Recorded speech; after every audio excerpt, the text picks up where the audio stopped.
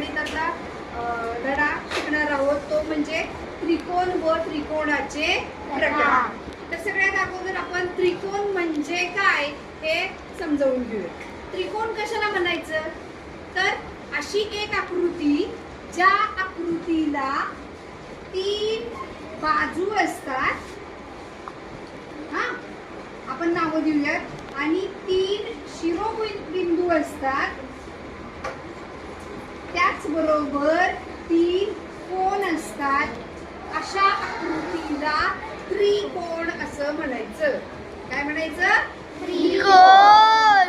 आता या आकृतीमध्ये 3 शिरोबिंदू आहेत बघा.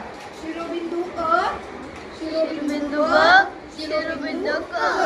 तसंच त्याला 3 बाजू पण आहेत आणि 3 कोन पण आहेत. मग व्याख्या कशी तयार होते? 3 बाजू म्हणा. 3 बाजू, 3 शिरोबिंदू, 3 शिरोबिंदू व 3 कोन मिळून व 3 कोन मिळून तयार होणाऱ्या आकृतीला त्रिकोण असे म्हणतात. त्रिकोण असे म्हणतात. आता आपल्याला या प्रकरणामध्ये ना त्रिकोणाचे प्रकार सुद्धा बघायचे. तर त्रिकोणाचे 3 प्रकार पडतात. पहिला म्हणजे समभुज त्रिकोण. कोणता? समभुज त्रिकोण. दुसरा आहे समद्विभुज त्रिकोण.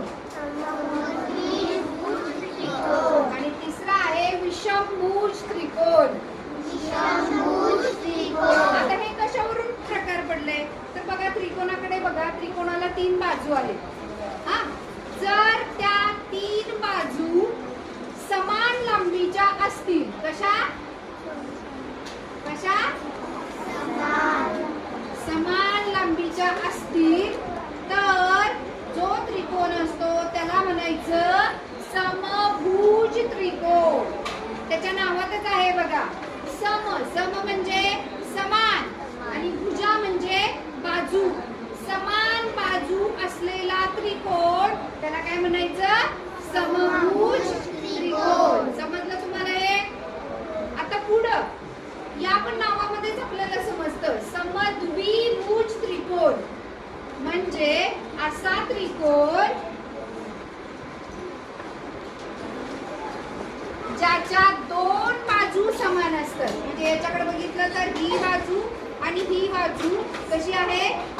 समान आहे आणि ही बाजू मात्र वेगळी आहे. ज्या त्रिकोणाच्या